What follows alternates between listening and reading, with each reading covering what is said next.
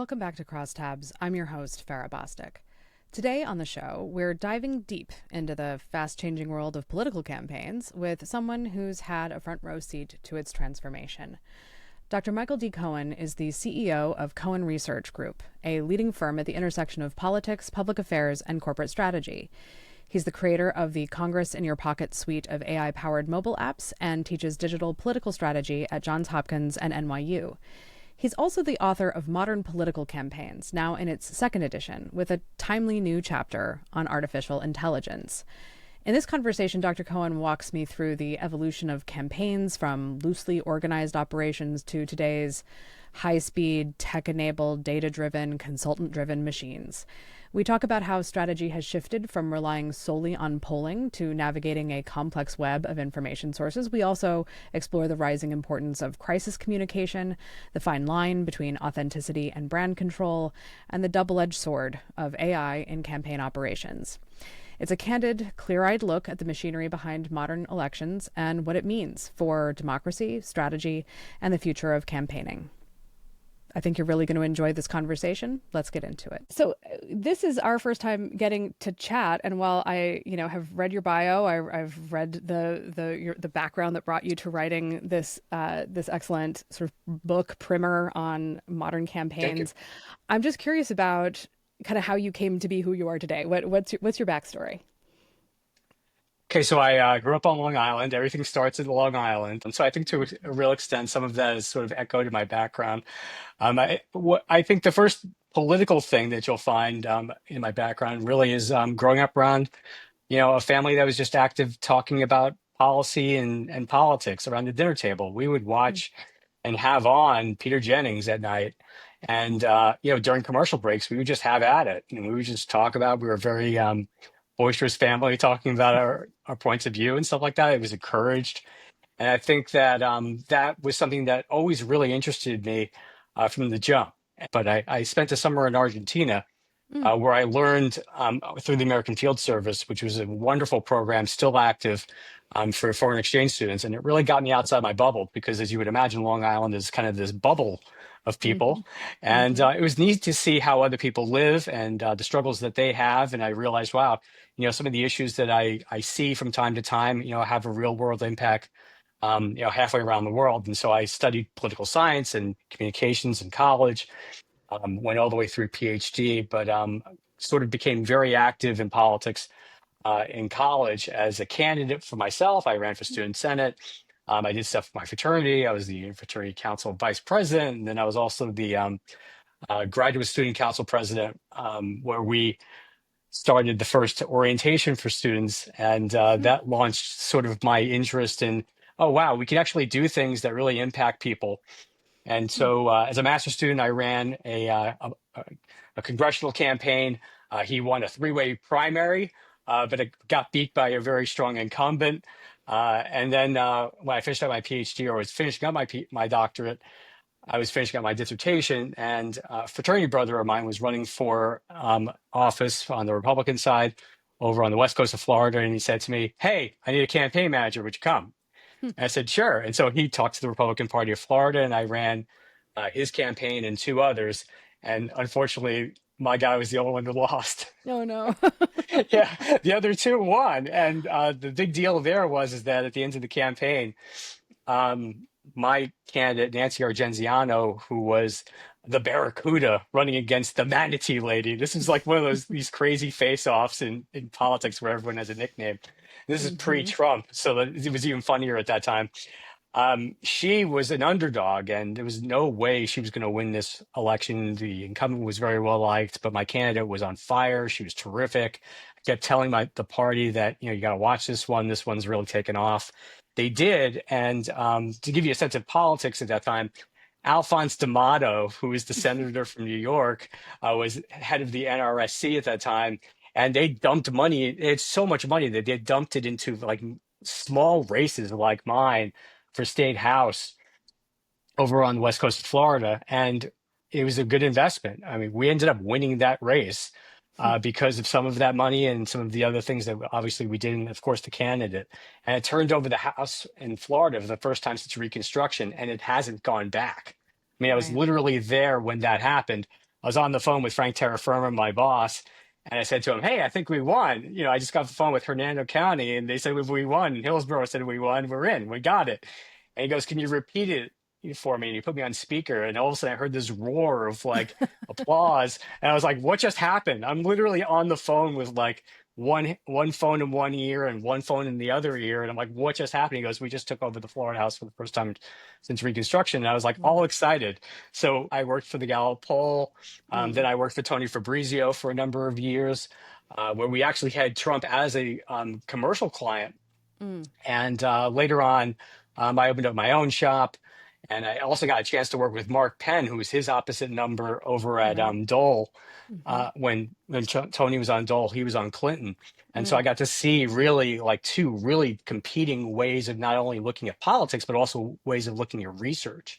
Mm. Tony's very much a use research to inform your consulting, whereas Penn is very much this is the number, deal with it, you know. Mm-hmm. And I think that and he also had, and they both also had their own like interest in like how they construct questionnaires, what they look for in crosstabs, Right. subscribe, like and subscribe, and Typically. then yeah, and then I opened up my own firm, and he eventually came back to me and asked me if I wanted to work on Trump, Mm. and I said that I wouldn't. I Mm. said that he just wasn't my guy, and I feel pretty good 10 years later saying that he's Yeah. still not my guy. But Tony Fabrizio absolutely is one of those great people in politics, and I'm enormously grateful to have worked with him. I learned a lot from him, and when I wanted to stand up my own firm, he was extremely supportive, which Yeah. is actually very rare in politics. Yeah. So I from there, I mean, I've done some Mhm. other things, but I've also taught for 12 years Right. at different universities.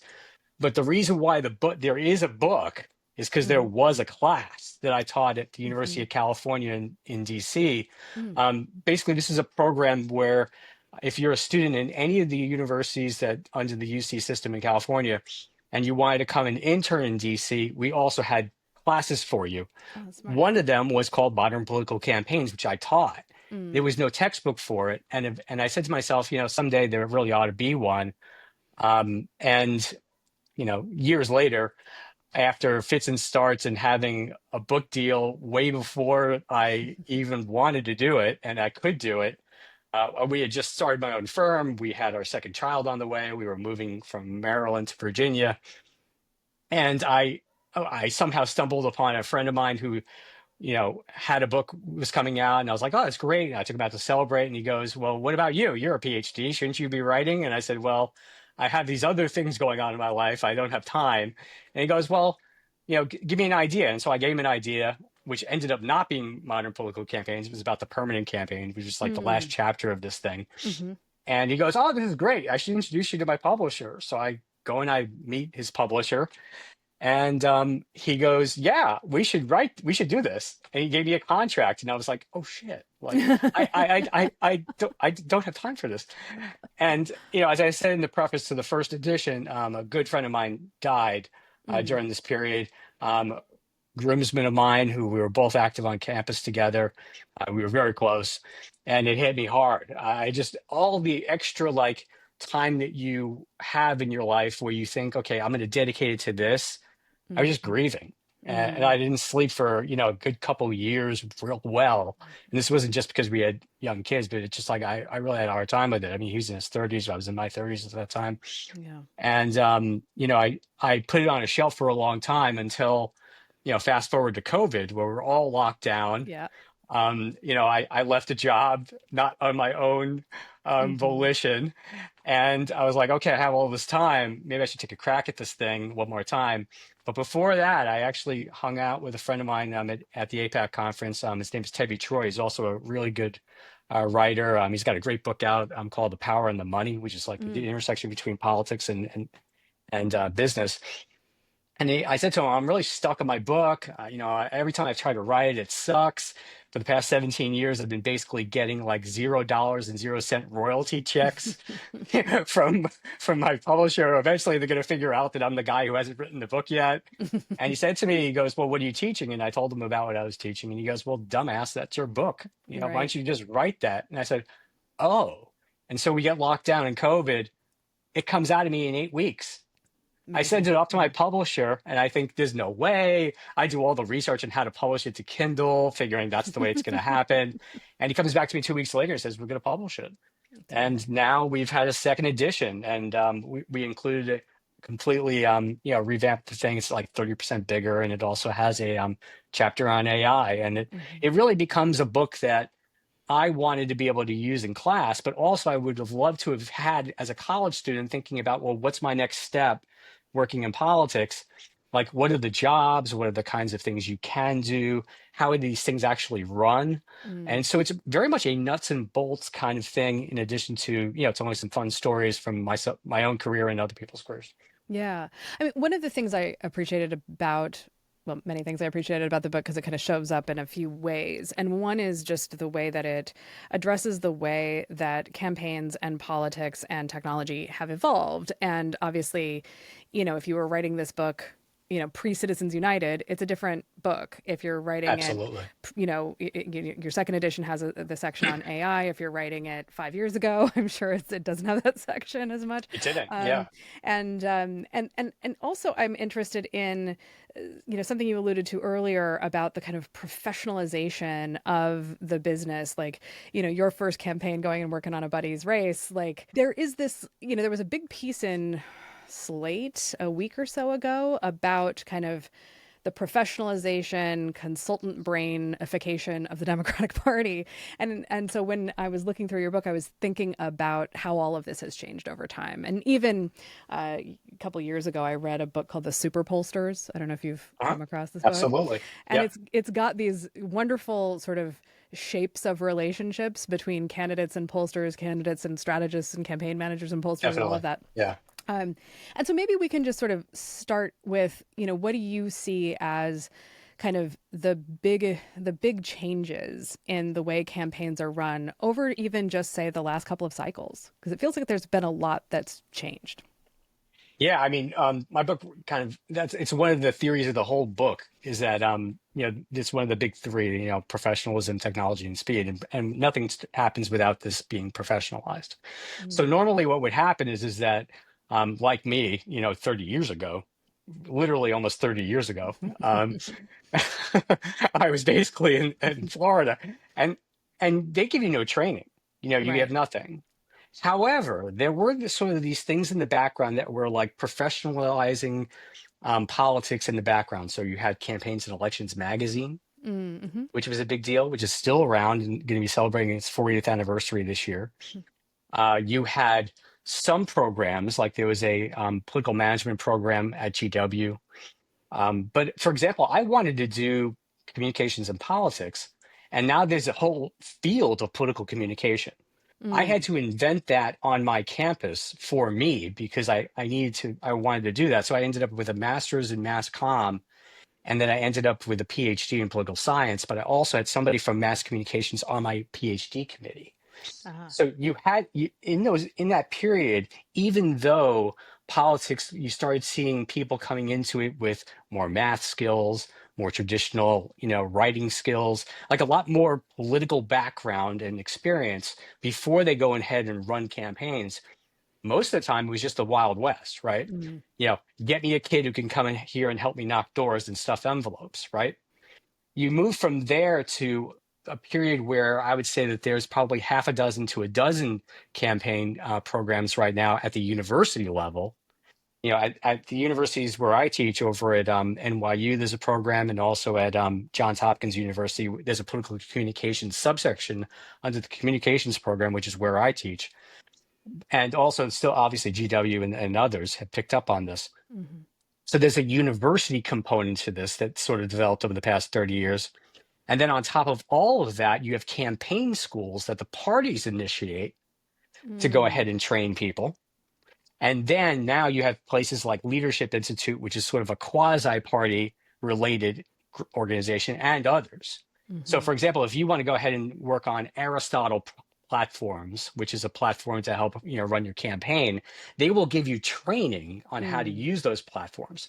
So now you don't normally just need good sense of politics and a willing to work. You now need technical skills. Whereas 2, 3, 4 cycles away, looking back, you don't need those. You just show up, And if you're good, you stay. And if you're good enough, you actually get paid, right? Mm-hmm. Like that's the track that I tracked so many different times and different, all the OGs basically went that way. But right now, what you have is you have people who are saying, who are in college, okay, I might be a political science major. And instead of saying, I want to go to law school, because that's really the only avenue for a political science major, it's now I want to work in politics because that is a well-developed business that not only includes elections, but also includes public affairs and also, corporate strategy and stuff like that. And Mm. so to a real extent, like this has grown exponentially over this period that, when I was studying political science, I was doing my PhD dissertation on clean healthcare reform. And so to me, like that was the first big fight we had Mm. that, industries dropped a whole bunch of advertising in.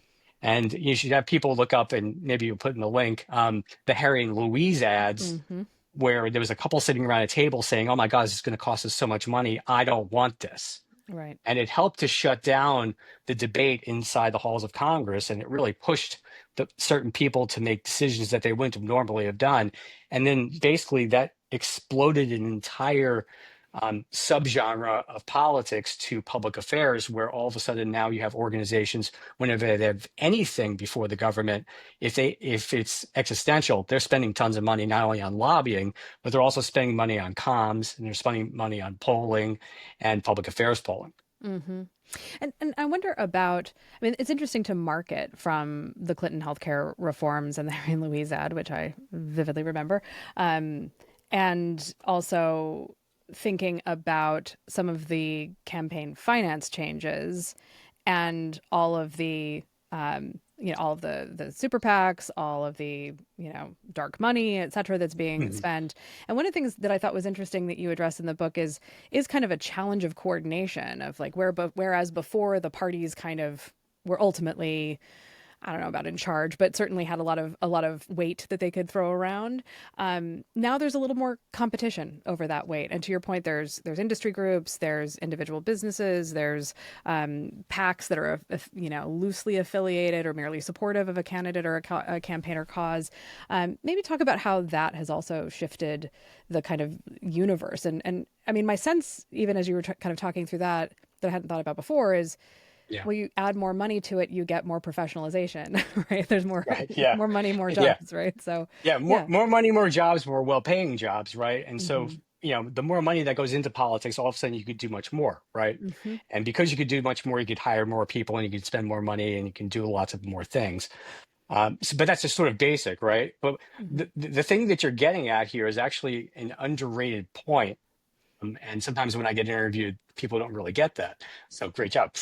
But I think what it really comes down to is that it's not just the money that is supporting a candidate. Like the thought by normies is usually, well, gosh, Trump had all this money, and Hmm. Harris had all this money. But don't forget, there's only a certain amount of money that they actually control. The money that comes into the campaign is theirs to go ahead and then spend and invest into other things. But most of the money is actually around the candidate now. Hmm. And then it's being spent by organizations that have either their own interests, which might be very small, or they want you to win and they're friends with you, but they may not know exactly what you want to say. But Mm. they know that they actually have much more ability to go negative than you do. So a lot of these organizations that are around candidates are much more in attack mode against the other candidate than the actual candidate themselves. And so what people don't realize is that sometimes when you see a negative ad, you're like, oh man, Harris or Trump or is doing this. Hmm. No, actually, it's an organization around them that's running cover for them so that they can run their positive ads. I mean, they might run negative ads also. And famously or infamously, depending upon your politics, last year, there was, a they them ad which really Hmm. broke through at the end and was extremely powerful, and for which the Harris team had no answer. And they Hmm. blamed it on polling, but frankly, it's a lack of strategy, because if you don't think that that's coming at you, you're not really thinking too hard. So, from my perspective, when you're looking at all of this, you have to look at the small piece of money that you control, and then around it, all of the other money that's being spent. Hmm. That's why when you look at the money between Trump interests versus Harris interests, it's much more level. But if you Yep. look at like what Harris raised versus what Trump raised, it's almost 2 or 3x. Right. And so, in this case right now, when you're looking at it analytically, you say, okay, well, there's this big force pushing Trump forward, and there was this other big force pushing Harris forward. But within those things, there's different levels of ability to coordinate and also different levels of ability to actually respond to something maybe you don't want. The interesting thing here is, and it has come up in other contexts around like the text messaging and fundraising mechanisms, where it's Mhm. like relentless texting, all at a fever pitch. It's bad, Farrah. I just, like all of that kind of a subject line. And what is the kind of drip, drip, drip effect on the party brand or on the candidate brand or the campaign brand of all of the things that are actually, to the point you're making, not really in their direct control. And and I wonder about like, are you seeing a way for campaigns to figure out how to cope with that? People may be, on the one hand, they may be providing cover. They can go say the negative things that they don't want to get caught saying. On the other hand, maybe they don't want the negative things said at all because they're trying to run a particular type of brand as a campaign. How do you think about brand even in this kind of context? Now, what you also understand when you're working with brands, I'm sure you got this too, is that the ability to influence your brand now, no matter what it is, whether it's politics or a commercial, is less now than it used to be. Yep, Okay. 100%. Yeah. Why? Because people, individuals, can communicate much more widely about your brand than you can. So, for example, I was joking about the Coldplay couple before, Hmm. right? The Coldplay couple worked for a company, right? Yep. That company now has a severe brand problem. Right. Why? Because something that was beyond the control of the company happened and beyond control of the two principals who were involved in it, and certainly beyond the control of the families around them. All right, let's say that Right. for a minute. Yeah. But for everyone involved, that company's brand is now the Coldplay couple Right. until proven otherwise, right? Now that happened out of nowhere, no planning, no nothing. This is just one moment where Chris Martin calls out two people who actually lead the company, and then all of a sudden, everything that that company has done is now in this vortex of what you are right now, Right. right? Which means that you probably can't hire the best people anymore. You may even have problems keeping contracts. Your brand has just been exploded because of what happened, which would normally be, and when I say normally, this is like pre-social media, would have been something that someone might have seen and might have reported back to a family member, and then you have a messy divorce. You don't Right. just have a messy divorce here, you now have an extreme brand problem. Okay. And Mm-hmm. that's on the commercial side. Now, on the political side, you also have what we were just talking about, which is a big dump of money, which is now running its own brand campaign around Hmm. you or against you. Right. No one was running a brand campaign against, that company. Right. Okay. But we know that on the candidate side, that it's not just the individual voters who might have something to say that Mm-hmm. might go viral about the candidates. It's also the big sums of money that are being spent for and against by people who you either have control over or you don't. Mm-hmm. So if you're looking at like a matrix, it's like, well, what am I saying about myself? Was the the opponent saying about me, but what about what all of the other people are saying about me? What about what the voters are saying about me? What Mm-hmm. about this person who has a couple 100,000 followers on something completely different and decides to engage on this election, right? Right. They have a footprint. So you now have situations where we learned over the past 4 years, and certainly since the last campaign, that these influencers or micro influencers could also have a huge impact on elections, particularly if they're tight elections, right? Mm-hmm. And the presidential last time was very tight. So you didn't really need to move too many people to Right. really move the entire country one way or the other. And so to a real extent, it's a combination of the big things that have happened to brands over the past several years, but also the ability of individuals and people you wouldn't think would have influence to have influence at a moment in time, or other groups that are spending a ton of money. And Mm-hmm. so this has become a much, much more difficult environment to run a campaign in. And if you can't just somehow dominate the media, which is one of the reasons why Donald Trump has been quasi successful or very successful, is that he knows how to grab the attention of people. So Mm, even if something happens like the Epstein thing, he knows how to make you look here or make you look there or make you, you know, he knows that your attention is basically all over the place because you're a parent, you're a person, you're an individual, you're also a worker, and also you're scrolling through two or three different social right. medias, and your attention's going to be all over the place. And so he knows that all he has to do is just move you just a little bit over, and Mm, now you're no longer paying attention to my thing, you're paying attention to somebody else's thing. yeah. And so there's a lot going on here, guys. What you're making me think about is just the way that the campaigns in some respect maybe got away for a long time without having to be brands. And now they have to be brands in the way that all the rest of us have to be brands, where we work on all sorts of projects where it's all fine and good for us to talk to people who are like loyal buyers of a particular brand in a category, but if we're not Right. talking to people who are dipping in and out, occasional buyers, if we're not people talking to people who are lapsed or newly rejecters of a brand, have switched from one to another, if we're not looking into social listening and what are people talking about all over the internet about the brand, Totally. It's how essential is it now. showing up in all these places? It's one of the reasons I became very interested in the project that CNN does, I think, with Nork. That's the Breakthrough Project, where it's just like, Mhm. what is actually even getting through to people? And I mentioned it before we started recording. I've been doing user interviews all morning. Coldplay God couple bless has you. come up 3 times Yeah. in 6 interviews. So Yeah, so totally outside of context too, right? yes, It's yes. basically been the thing we're fixated on, and you know, Exactly. Like just yeah. complete and like of the Oh, three, two had seen the Philadelphia the mascots oh, that was in great. Yeah, yeah. Philadelphia, making fun of it as well. So Oh like my God. what gets Yeah. through to people is much less in your control than back in the Peter Jennings days, right? Back Right. in the three or Exactly. four networks, two dominant parties, not having as much money sloshing around in the system.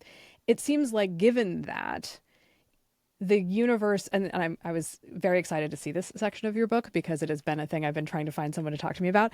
But the whole kind of preparing for the negative, crisis communications, opposition research, that sort of thing, that Yeah. universe must have also really changed because, like, it's not even necessarily like a thing you did 10 years ago. It could be like a hot mic moment from 2 minutes ago. And, like so many things can constantly be happening now. We're all in this whirl. How has the universe of dealing with the inevitable crises that a campaign faces changed? Oh, yeah. I go pretty deep here, and I had some personal experience with this with a client of mine. Again, the University of Florida Mafia, a friend I knew from college, said to me, "Hey, I got a great candidate who can primary Ted Yoho, who was like sort of a proto MAGA Mm-hmm. guy, and he's a Chamber of Commerce guy, really nice, works for the sheriff's office. He's got a baby on the way, adorable wife. Everybody, this is great. Would you do the polling for us? Oh, sure, absolutely. Don't even think about it. Sit down with the candidate, and the one question I asked was, "Is there anything I should know?" Mm-hmm. And he goes, "No." And I said, "Oh, yeah, there's definitely something, right?" Right. Because when they say no, they're either no one's Superman. I Right. just saw the movie this weekend with my wife and son, and Mm. that's a good person. But he's also a fictional character, and Right. he's not running for Congress. And so I knew that there was something, right? And so he wouldn't. They didn't say anything. That my friend from college said to me, "Oh, he's kind of nerdy. He plays video games," and I'm like, who doesn't play video games? Okay, got it. Mm-hmm. And so we do the baseline polling. There's a couple of things that we test, and so a couple of things here and there that we think might be interesting, or it might be useful, or it might be actually tough for him to deal with. And we find that there's this narrow path that he might have a chance to go and win this race.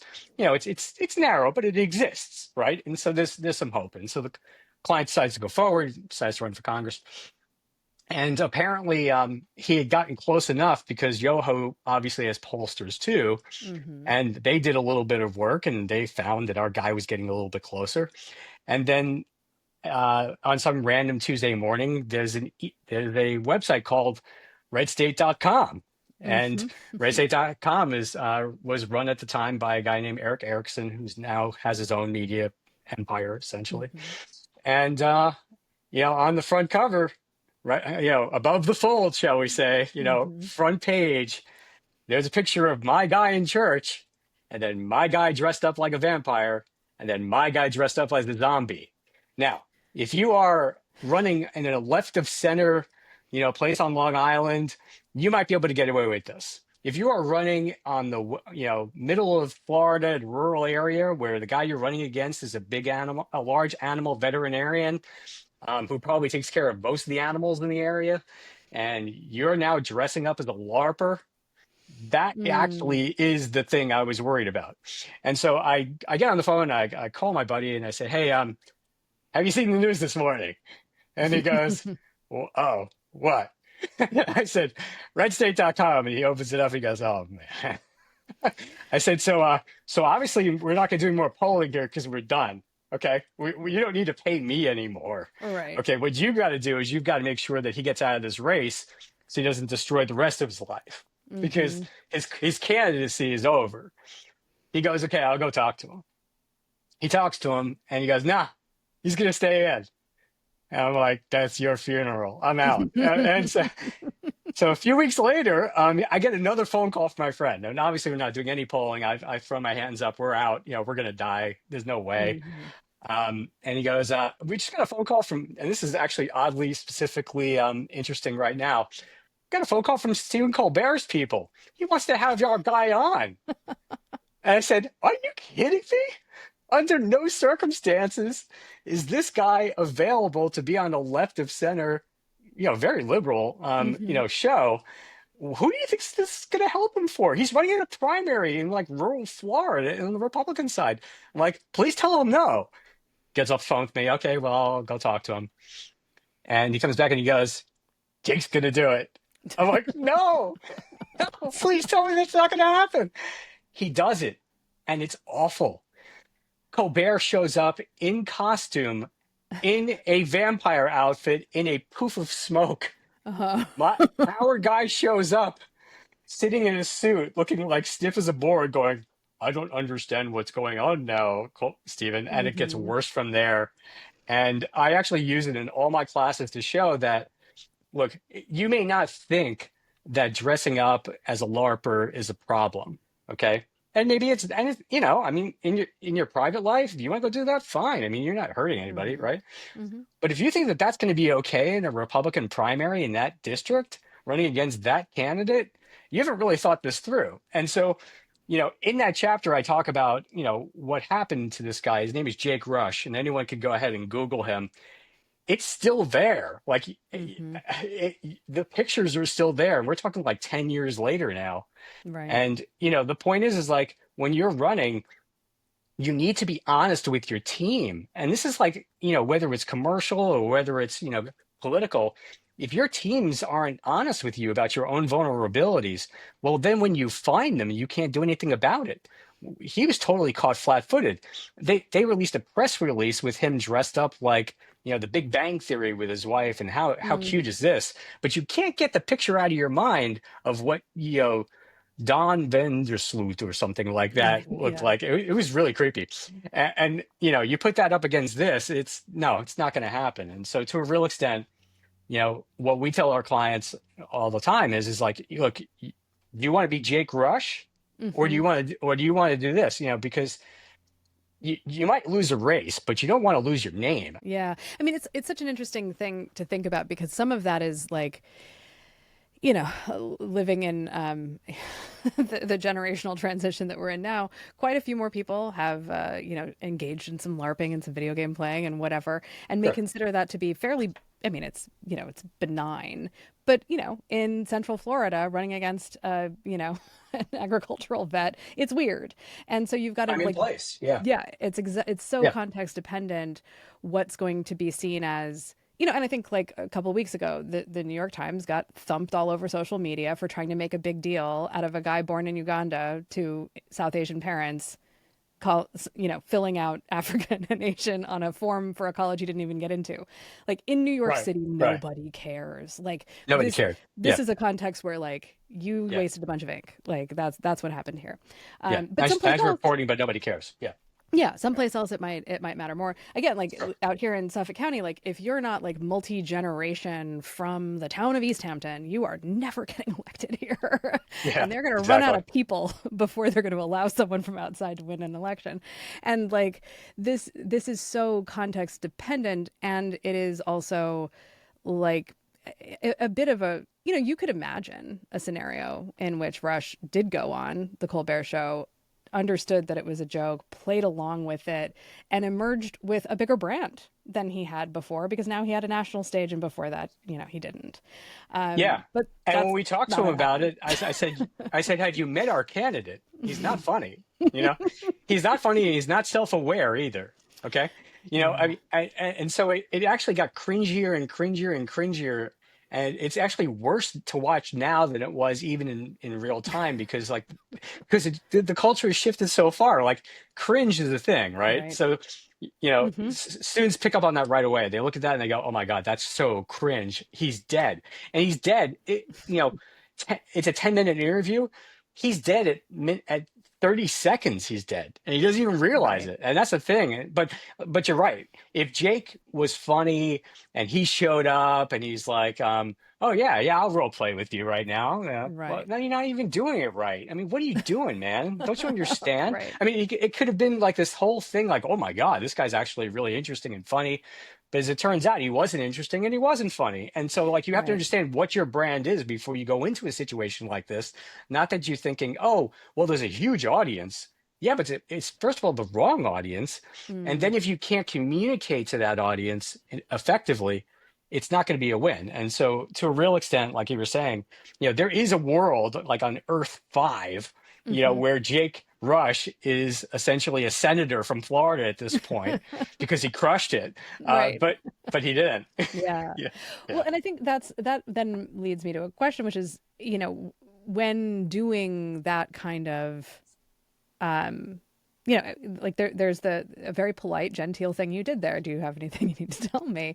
And if they say no, is it sort of standard practice now for the campaigns to do their own vetting and try to figure out what's going to get played, or is it like, I can also easily imagine something like this being seen as, it's not the old style, what was the line about a live boy or a dead woman, like Yeah. those kinds of Dead terrible woman old. or a live boy. Yeah. Yeah, I mean those Yeah. sorts of true like criminal wrongdoing, murder, Yeah. an affair, like those were the things that I Yeah. think a That lot of would people have ripple. assume are the turf of Oppo research. But it can just be this guy's weird. Like it can just Yeah. be he's not one of Yeah. us, in And some way. honestly, weird is even bigger. So like it went beyond Colbert. Like Mm. um God, it made national news. I mean, it was all over the place. It was crazy. Yeah. I mean, we actually had and I learned this through this campaign. There is a National Vampires Association Of course there is. who endorsed my guy. Yeah. That's I mean, what I you don't know if need. they exist anymore. Maybe they just dropped the mic after that, or maybe it was just, it was just, the other guy, yeah, having fun and just spun it up for us. Yeah. Yeah, but I'm with you. I mean, I think my preference would have been that the standard practice would be we would just do a whole bunch of vetting on our own person. Mm-hmm. Jake didn't want to spend the money on that. And so you're not going to just take it out of your own Mm. pocket as a consultant Right. to go do it. You have to have essentially a professional campaign, a person who's willing to run a professional campaign and willing to do the vetting Mm. necessary to understand what your vulnerabilities are, and also, do the opposition research on the other candidate. But they're always much more willing to do the opposition research and not Right. the vetting, right? Because Right. if I learn something about myself that I don't really want anyone to know, let alone Mm-hmm. my campaign people, well, then it's live, right? It's live information. And so Right. I understand the tendency to not want to do that. But if we had just done that, just had somebody look for all this stuff, we would have said, hey, we should at least test this in the baseline survey, right? Mm-hmm. And if people were like, no big deal, we're fine, that's not a big deal, move on. My sense of it is that wouldn't have been the answer Mm, we would have mm-hmm. gotten. And then it would have given him pause. You said, hey, look, you can still run. This is a vulnerability. We'll now have a plan to deal with it. We're going to release those pictures right away so somebody else doesn't. And we're going to put context around it so that it's our story and not someone else's. Right. Instead, what happens is he narrows the gap, to become a threat. They dump it at the worst time, and he's caught flat-footed because we haven't planned for it. Yeah. I mean, this also feels related to back in the 2016 cycle, public policy polling was really good at getting PR by asking questions about kind of fringe conspiracy theories. um, Yeah. and one of the things at the time, as someone who had been in a communications research company for a long time, my take on that was just it was an interesting measure of message breakthrough that some of these kind of QAnon style conspiracies and lizard people and whatever were spreading on the social internet, Yeah. and that this was an interesting kind of measurement of that spread. And to some degree, when you ask people to agree or disagree with a statement about like brand attributes or something, a lot of times it's just like, yes, I've heard that before. Like, I am Mhm. aware that you say that it gets the whites Right. whiter or I'm aware of whatever. that. Yeah. And Yeah. and so it's, less an agreement and more of a head nod of, yep, that's Yeah. familiar. Saw it. Yeah. And I wonder about trying to both in the context, I guess, of opposition and vetting, but just like what's out there, like what is the culture of a district that is never going to vote for a LARPer? What is the culture of a race or a political moment where, there's some recent polling that's got like a quarter of Americans still basically believing in the QAnon conspiracy, and a handful of other famous conspiracies, right? And so if we're just all kind of Yeah. walking around, 1 in 4 of us believing in conspiracy theories, then like that's going to impact how people encounter politics and encounter political actors. And I'm curious about how you think about even trying to assess that, measure it, bake it into your communications plans as a campaign. Yeah. I think what you could do, in particularly when you're entering a race, Mm. is ask certain questions. Have you heard about this? And just use it as a proxy for conspiracy theorist. Just that for example, let's say Jake wasn't a LARPer, but there was something else about him. There was a rumor, right? Mm-hmm. The rumor wasn't true, but there was a rumor. And so you're wondering about the propensity of voters to believe the rumor when they Mm-hmm. finally hear about it. So you ask about these other conspiracies and see, you know, which conspiracy theories, which of the following, things that are in the public domain would you say that you are most open to believing, Mm-hmm. right? And you give them like 10, right? Maybe you score them, you know, if you're crazy, you believe all 10, right? If you're not as crazy, you get one, right? Somewhere in the middle. But then at least you understand who your people are. Mm-hmm. And then what you do is you delve down into, okay, well, which voters do I actually really need? Mm. And then you find out that the voters you need are crazy. And then you decide, oh, okay, maybe this is really not a good race for me. Or you Mm. realize, you know what? My people are bulletproof. They're not going to Mm. believe this junk. Okay. So all I got to do is get my people out plus a few more and I'm good. Right. But at least you would have an understanding of like open to conspiracy theory as a proxy, Right. to understand what might be coming after your candidate. So Mm-hmm. if for example, let's say the whole LARPing thing wasn't true, right? And these were photoshopped, Mm-hmm. and you say, okay, well, if do you know what LARPing is and all these other things, right?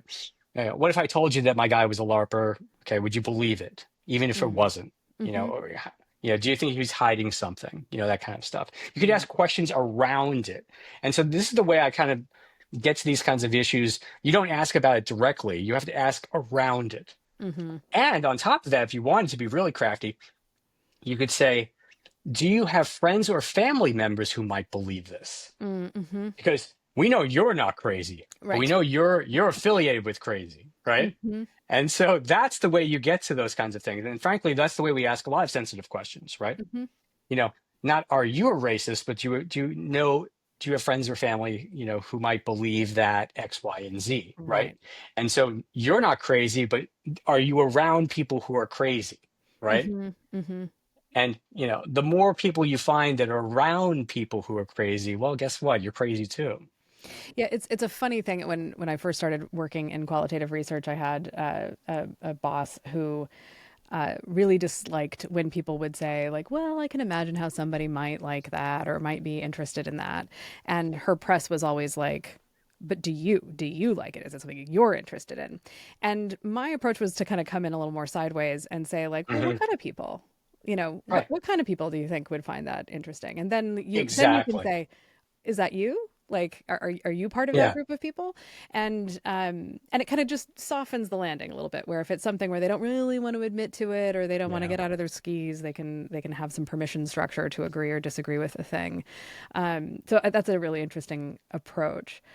I want to go back to something you said when you were describing Tony Fabrizio's approach. And I saw, I went to one of the postmortems in DC. I think it was the AAPC one. Hmm. And he was on the dais with that group of people talking about the election. And He's so he's, fun. He's great. He's great in his element like he's that. got a whole vibe, yes. Yeah. And Yeah. but he said something that resonated with me and in your description of how he thinks about the research, which is Yeah. really like using it to inform the strategy as Yes. opposed to as a kind of, I don't know, as a measurement tool, right? Like, I mean, I'm sure he is also using it for measurement, but like we're trying to figure out what the strategy is going to be, sizing and diagnosing the market. Who do we need to turn out? What are the best ways of doing that? And obviously that led, as reported, to a strategy of really reaching out to kind of, twice over, well, three times over, I guess, Trump reaching out to infrequent voters, unlikely voters, as opposed Hmm. to over indexing on the so-called base. Um, and I'm curious about that distinction of like, well, here's the snapshot in time. We have to order our whole universe around the snapshot in time that a survey or a series of polls represent versus let's get a lay of the land and make decisions. And I'll confess, as a researcher who came to it via strategy, my orientation is probably more Tony's, which Yeah. is use it to Yeah. point the way as opposed to constantly using us to using the snapshot as like a truth of any, I don't know. I mean, we do it, it's useful. But if I'm setting the strategy, I do a different kind of research than if I'm just trying to measure my progress. And so that means different types of instruments, Yeah. different types of questions, different Hmm. types of audiences. And I'm curious about then layering in, you got to develop the strategy, you got to see how you're doing. Things are moving really fast. There's all this money sloshing around. There's a whole lot of money you don't have control over.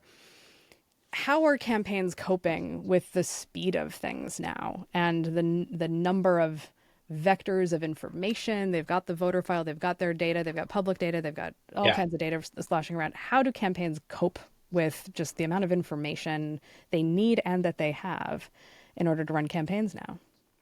Yeah. I mean, don't forget, 30 years ago, the only data we had was polling, Mm-hmm. right?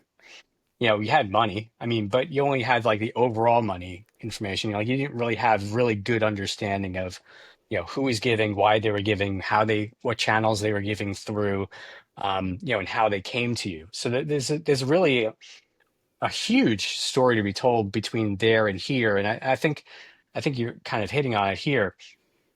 Yeah, with Mark, Mark Penn is brilliant, and so Mm-hmm. I'm not. This is not a slam on Mark, but Mark really believes in his polls. Mm-hmm. Okay? And he believes that, if this is what it says, this is where we go. And I think that is one point of view, right? I think Tony wins the argument here on this specific case because there's too much information now Mm. beyond just polling, right? You have great metrics on money. You have great metrics on doors. You have great metrics on social. I mean, you have six or seven, maybe even 10 different kinds of streams of information. Mm-hmm. And polling is just a part of it. Now, polling may be, a big strategic part of it because I mean, my point of view is we're asking them directly what they think, right? Mm-hmm. So that has a certain amount of weight. But the other information has weight too. Right. So when you are looking at the polling, you need to look at it within the context of all the other information that you have. That's really, really hard. And that actually needs professionalization, going back to our previous topic that we were talking Mm-hmm. about earlier, which is that you can't just be a pollster anymore. You can't just be a finance person. You can't just be an organizer. You can't just be a get out the vote person. I mean, you can't just be any of these Mm. components anymore. All of this information needs to come together so that someone can make sense of it, right? Right. And you have to understand when you can weight the polling more than the money. And sometimes when the money makes more sense, or sometimes when the social information is more important because it's immediate. We're having an immediate problem right now, and the polling's only going to catch up to it maybe a week later. So you have to understand not only the information streams and not only the relative weights, but when they're most important to actually look at, and how to reweight them as you're going through the campaign. So to Mm, me, that is an exponentially more difficult way of running a political campaign. And then in addition, all of the other information that's around you. So for right. example, you might be running a great race. There's a super PAC that releases a poll. Should we pay attention to that? Is that Mm, what we're seeing? Okay, there might be, you know, this another group might have raised a ton of money on your behalf. Are those our people? Are they duplicative, or are they other mm, people that we're not getting to? So there's a lot of different things you need to be asking about those data sets that you may or may not have access to, because, well, first, you're not supposed to be able to have access to that information because you're supposed to be separate between these organizations. But right. even if they released that information, it will be an incomplete snapshot over what's going on. And so you need to directionally be able to keep moving with whatever Hmm. information flow you're getting along the way. So when you're looking at Tony, the way Tony Fabrizio looks at this is that, hey, look, our poll was very good, but we need to put it within the context of 10 other pieces of information, Right. including, you know, what the social media stuff was yesterday, what the finance stuff was, what we're hearing from the field, what we're seeing on network TV and all and streaming and everywhere else. And so to a Right. real extent, this is a really much more involved analytical exercise than it was 30 years ago, maybe even 10 to 15 years ago. Hmm. And it requires somebody who is comfortable with evolving information flows and then understanding, okay, what's really important and what's not. That's a tactical skill. It's also a strategic skill that we need to start building not only more on the political side, but also on the commercial side. I started Mm, seeing this about 10 to 15 years ago, where I'd be walking in with my polling and my clients would be like, well, that's really nice, but our overnights were showing us that we were actually doing really well in that area. hmm. Oh, yeah. And when did you go, Mike? Oh, we did interviews this weekend. Well, we had a really bad weekend that weekend, so that's why people were pissed off. And so, you need to also, I would get defensive at the beginning of my career, being like, well, shit. I mean, that's the poll. Deal Right. with it. I basically get all Mark Penn on them, and then I became more Tony Fabrizio, and I was like, okay, well, what else are you hearing, right? Right. Maybe we need to adjust how we ask this question. Maybe we need to go and bring in other, um, audiences that we're not interviewing right now. So there's a lot of different things that you would add once you understand the feedback, not only from your client, but also from the field. Right. This is so interesting. We've been working on a side project related to, the sort of perennial question in marketing is why chief marketing officers have such limited tenure in their roles, and the kind of overall Getting average is shorter. like Yeah. 3.5 years, and some places more like 18 Might be months, high. Yeah. 18 and months I've heard. yeah, Yeah. and it's there's some really good academic work. I'm gonna butcher her name, so I'm not gonna do that, but I will link to it in the show notes from it was like 2017 maybe. There was a piece in a big edition of Harvard Business Review about this, and her academic work, I believe she's at Vanderbilt, was featured in Mhm. it. And one of the things she kind of lays out is like, in many respects, the CMO role emerges out of more complex marketing mixes, more technology and data streams. And so we need a technocrat who can integrate all of those things and help make decisions. But Yeah. fundamentally, what you wind up with is kind of, broadly speaking, two kinds of CMO. And one is what I'll just kind of call a strategic CMO who will be involved in things like go to market strategy, product development, audience development, all of that.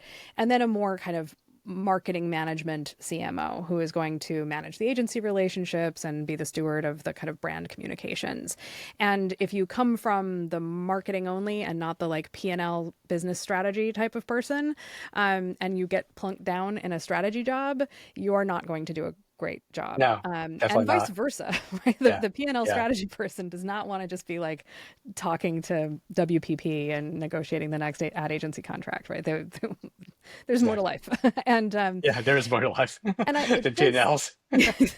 But Yeah. I think that there's an interesting kind of, as I was doing this research, I sort of had this idle thought of like, is there an equivalent role now in campaigns that would be that kind of strategic CMO? Or is it kind of like in super pollsters where it depends on the campaign, where the candidate doesn't believe in polling and thinks they know best about messaging, or they have a campaign manager who thinks they know best and they put all their trust in that person, Yeah. or it's a close relationship with a pollster? I mean, there's so many configurations of the senior leadership relationships that campaigns and candidates can have.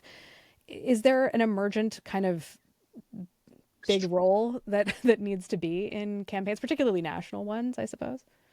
Yeah, I mean, certainly, as you look at how campaigns are funded, don't forget, most campaigns are not well funded, right? If Mm-hmm. you look at everything underneath Congress, and even some congressionals aren't very well funded, Right. those things are run by a couple people, you know? Right.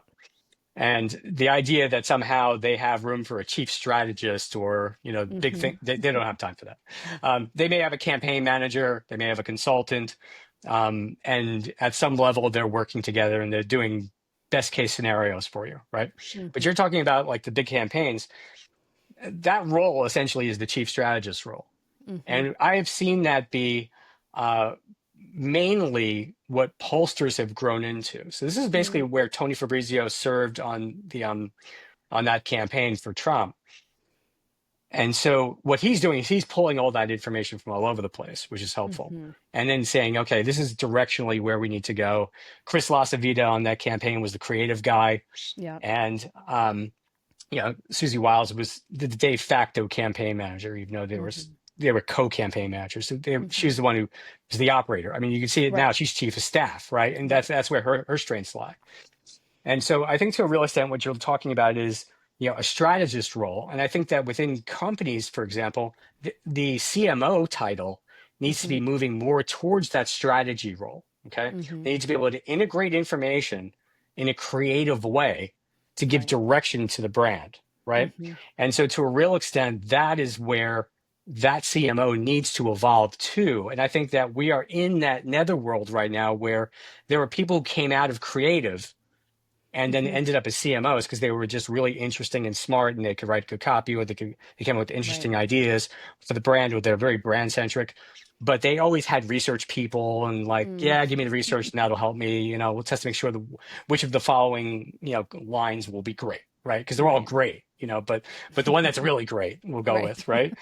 Um, and then what I think you're going to find is that you're going to find that there's going to be people coming up through analytics and other Mm-hmm. pieces that might find their way to CMO, but I don't think we're there yet. I think that Yeah. those people actually need to grow in their sort of soft skills Mm-hmm. to understand it's not just all about, bits and bytes and numbers and stuff like that. It's really about brands and people and, the sort of things that people really want. And so I think that there's probably some version of a unicorn that is good with both. But those are the ones who I could imagine are probably the ones who are at the tail ends of the bell curve, who are Mm-hmm. staying, 5, 10 years. Those are the ones that are going to be the most successful, who can integrate the data and also can, bring together all the creative that usually comes with somebody who has the CMO title. Yeah. And it's also interesting because a lot of organizations, insights, research, analytics teams often, not always, analytics often is sitting under IT or the technology Right. group, but that kind of customer feedback loop is sitting under sales, it's sitting under marketing. And but if that person in that role is not seen as a strategic partner in the C-suite, they're the bottleneck of that information. That information never gets to product, it never gets to growth, it never gets to the Right. executive suite. Anyway, I could go on at some length about that because we're doing a whole project about it. Look But at um, I'll share with you what we find. But Thank you. the last piece of this then I think kind of settles on this question of technology as a way of dealing with just the radical increase in the amount of information swirl that campaigns are facing. Yeah. The amount of data that they want and need, whether they can afford it or always have it, is another matter. And then also, obviously, the whole research industry in general is awash in this conversation about how AI might help us with the kind of quantity and types of data that we're dealing with. And so I'm curious about what you're seeing in the shifts around technology to cope with both volume and pace for campaigns. Yeah, I think to a real extent, the technology is helping smaller campaigns that I alluded to earlier Mm-hmm. scale. So, for example, let's say you're running a county commission race, on Mm-hmm. Long Island. I mean, we have them over here, in the Commonwealth of Virginia, Mm-hmm. and you might have one or two people. So you have no way of writing all the things you need to write on social media, your press releases, your paid content, and all these other things. Well, you can now get 50 to 60 to 70% of the way there with ChatGPT. Mm-hmm. And that's what's happening. What's happening is that the lower scale races, they're using the technology to help them amplify not only creation, but also multiplication of the things that they do. And Mm. so, whereas maybe you had, a kid who was manning the social or womaning or personing the social media platform, and that was nice, right? But Mm-hmm. that kid now went back to school, right? Right. Because Yes. now what do you do, right? And so you now have the ability to create a whole bunch of things that you could then do. Mm-hmm. You also have the ability to react quicker. And this is a big piece of the book, my book also, which is Mm-hmm. the speed at which we're all working right now in commercial and also in politics Right. is much faster. That, had we been in the situation with our friend Jake, the LARPer, we could have responded immediately, right? I mean, we had Mm. 50 posts that punched back, right? Right. And that we could have shared with a bunch of people that they could have then shared, and it could have gone much more, to diminish the virality of what was going on, or at least to compete with it. So we're now seeing that the technology is being used at that level. But as you scale up, all of a sudden now you have more opportunity, right? Mm. So, for example, if you're doing focus groups, okay, now instead of doing one or two rounds of focus groups, you now do tons of focus groups online Mm. because you can now use AI to pull out all the juicy bits that you're looking for. You get great summaries. Mm-hmm. I'm wearing this today. It's Congress in your pocket, and it's my Mm. app, and we Mm-hmm. summarize congressional bills now. We couldn't have done that as far as 2 years ago. No. Okay. Yeah. But now on your phone, you can get a summary of a bill. So just think about like a 2 hour conversation with 10 people and all of which is said there.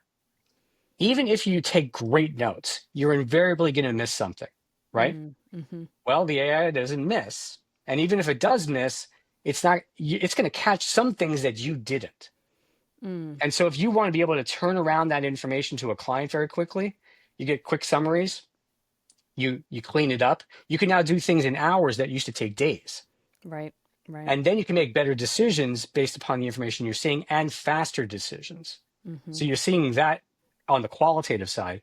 On the quantitative side, I'm hearing different people using different platforms with different variability of efficacy, right? But what you do know is that just like with a big data set called words on qualitative or anything Mm. else that you're looking at, you could have it dive into a data set. And maybe Mm-hmm. it pulls out one or two things that you missed. Because again, you only have so much time to go look at a set of crosstabs, like and subscribe. But You're better at that than I am. yeah, but I mean, you only have a certain amount of time, right? I mean, you have a Mm-hmm. number of clients, and so you may have 2 or 3 hours to look at a set of crosstabs and come up with something interesting or a data set. Throw the AI in there. Maybe it pulls out something else that you could then use for a client that you're like, damn, that's good. Or give you Mm-hmm. another avenue to go down a rabbit hole for a little while. It's like, that's worth it. And to a certain extent, I think that that's really helpful. But the thing that I'm actually most concerned about with all the technology that we're now getting is that we don't give it enough adult supervision, Mm-hmm. that you just take it and you run with it. And to me, like that's the biggest problem with this. It's not that I'm worried about what it creates or what it finds for you or what you can learn from it. What I'm actually most concerned about is that we're not looking at it and saying, yeah, no. And Right. I think that we need to be the ones who are on the research side, the creative side, any parts of the businesses that we're doing, the operations side of any of the things that we're doing, including politics, that we look at these things as tools to make us better at what we're doing, not replacements for people that we wish we had. Right. And I think that that's the part that I'm actually most concerned about, because there are people in various industries who are saying, all you got to do is have this AI and you can get rid of 10 people, or you don't Mm-hmm. need to hire 20 more, right? Or, hey, you're running a small campaign. Don't worry about it. We'll have a plan for you that's generated by AI. We'll have a marketing plan generated by AI. We'll have a door knocking program that's generated by AI. We have all your Mm-hmm. text ready by AI. And wait a minute, at some point, you lose what you're doing. And going back to your original point about brand, at some point, you have to decide whether or not you control your own brand or if you basically subcontracted this out to AI. And to me, that's the line that we're going to run up against pretty soon because the AI is so good at what it does to give you something that you think you want. But what it's just doing is predicting what you want to hear. Right. Now, the most creative stuff comes out of things out of nowhere and out of human creativity. And if you're just using this stuff as replacements for your own creativity because you just don't have it, well, then maybe you ought to find something else to do for a living. Yeah. It's, I'm Or you glad. can be creative, you know? Yeah, I mean, I think a couple of years ago, I spoke at a startup fest in Montreal, which I try to attend every year because it's a good time, and Montreal's a nice place to be Nice. in July. But Absolutely. they asked me to talk about the use of, this was very early days of ChatGPT in qualitative research, and the approach I took to the talk was basically, let's assume an untrained staff member, right? This is somebody who's less than 5 years on the job. They're Right. relatively new to the role. They've been tasked with going and doing, a brand audit for the category, and they've gone to ChatGPT and they've done a very rudimentary prompt about the target audience based on a handful of demographic characteristics and asked it what his favorite cosmetics brands are or whatever. And so I showed some examples of like, let me just show you the mediocre use What case, you get. right? Yeah. Like, Let me here's show what you what you happens. get. Here's what happens when you don't know the ground truth and you don't really know how to use these tools very well and you don't know their limitations. Here's what you get out of it. And I think this is the thing that we all want to like race ahead to the perfect future, but like in the meantime, a lot of people are going to be klutzing around with these tools. Hmm. And to your point about summaries, we have a couple of different kind of live transcribing summary tools that we use for interviews, and they're great. But if I then take those transcripts and try to give them to ChatGPT, I run against token limits. It Hmm. starts hallucinating, Right. making stuff up. And I think the adult supervision point is a really important point because we have these tools. It feels like we can go so much faster, but actually we still need to know the kind of ground truth of things. And I'll tease it in a few weeks. I'm talking to Kevin Collins from Survey 160 because they just published a Nice. couple of pieces about what they've been finding in the use of AI in different Oh, good. elements of survey research. So I'm excited Good. to hear what they've found. Absolutely. I haven't read the paper yet. I'm behind. Sorry, Kevin. I'll get to it. I promise. Oh, you have Um, this book to read, you know? I know I had to read this book for. Um, but I guess my like closing question for you before I ask you to promote your stuff is, um, how would you like to see campaigns integrating some of the lessons that you pulled together in this book? What how do you think this book can help campaigns, particularly the smaller, less funded ones, perform better? Yeah, I think there's a few things. Number one, I think that campaigns need to remember why they're doing this and not something else for a living. Political Mm, campaigns are really grueling experiences. Okay, think about the worst project you've ever had as a corporate, client when you're really under the gun for like a couple weeks, and God, if I don't get this thing out, I am totally screwed. My clients are going to be really pissed. Well, multiply that by 2 years. right. Okay. And by the way, the client goes away in 2 years. Like you're Mm-hmm. done. Like You're you're done. actually done and you may or may not see them again. And so you need to understand that like, okay, if you're in this business, these are the tools that are there to help you be better and hopefully win a race, but they don't replace why you're in this. I mean, if you're in this kind of business, you're in this because you believe in a certain set of ideas. You may believe in a person. You may believe in a point of view. You may believe that, this is just something I want to really be involved in because I care about my country or my state or my locality. And I think you need to bring that kind of passion back to what you're doing and then interpret that as you're using these tools. That is not a substitute for all of who you are. Mm, They are just there to make you better than what you can be given your constraints on budget. Now, again, if you're in a smaller campaign, you can listen to me and you can say, well, that's a little Pollyannish. But, the fact of the matter is that if you're not looking over this stuff, eventually it comes back to you. So in Right. politics, there's what you say and then there's a reaction. And Mm-hmm. so if you post something that's milk toast ChatGPT talk, Mm-hmm. you're either A, not going to get a whole bunch of people following you anyway because they don't care because it doesn't Right. sound like anything, or B, if it's transparently ChatGPT, someone's going to say in the comments, damn, it seems like ChatGPT wrote this, Yep. right? And so then it comes right back to you. So in politics, what you're running up against in politics is really this whole feeling about authenticity. And this started, roughly around 10 years ago, which is one of the reasons why one of the secret ingredients behind Trump's rise is that he wasn't perfect. And that we had a Mm. perfect president in Barack Obama, quote unquote, that he said all the right things, he presented himself perfectly all the time. And there was a reaction to that, which was, well, this might be, I don't know that I get this. This seems phony, right? So Mm-hmm. now we have a person who definitely has, you know, problems, right? Right. And has done things that are objectively not good. Mm-hmm. And but to a real extent, some of the people, that's what they like about him, because I'm not Yep. perfect. I don't expect my politicians to be perfect.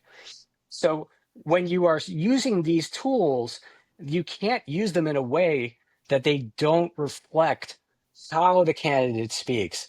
What are the kinds of ways you want to, reflect that brand of the candidate? You can't get there through ChatGPT. Now, there might be other things that you can do that would help you again, but my big argument is that you should be having this as back office stuff Mm-hmm. as far back as you possibly can. The front facing stuff is really the humanity of a campaign. And that works for either side of the campaign at this point. Yeah. It can't just be, okay, I'm going to say the perfect thing. I'm afraid of saying the non-perfect thing. So chat, tell me what I need to say. Mm-hmm. No, if you're doing that, you're doing politics wrong, and you're also doing your private clients, your corporate clients, no help either. Right. So obviously, that we have only scraped the surface of what is in this book and your experience and knowledge. But how can people find the book, find you, find out about the app that you've built? Maybe give people a sense of how they can get in touch with you. Okay, well, thank you for that. The book is called Modern Political Campaigns, and Mhm. it's at modernpoliticalcampaigns.com. The app is Congress in Your Pocket. And if you go to congressinyourpocket.com, it's there. It's also on the App Store. It was actually number 3 in the App Store in the reference section Oh, that's on great. Apple's platform like last week, which is amazing. Oh, that's amazing. Um, yeah, it's great. I mean, we've actually had it out for since the first iPhone. Mm. And so it's neat to be able to see it's still sort of sticky out there that people are Yeah. using it. So whenever something interesting happens on the Hill, we're interesting. If you want to reach me on LinkedIn, it's at Michael David Cohen. Hmm. I teach 2 different classes, one in the fall at Hopkins called Digital Political Strategy, and the other is at NYU in DC called it's Political Campaigns course, which is Great. great. And but beyond all that, the thing that pays most of the bills is Cohen Research Group, and we're Hmm.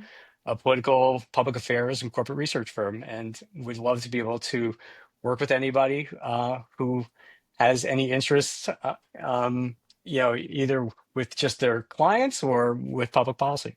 That's great. Well, Michael, thank you so much for taking the time to talk to me today. I really appreciate it. Thank you for the invitation. It was a great conversation.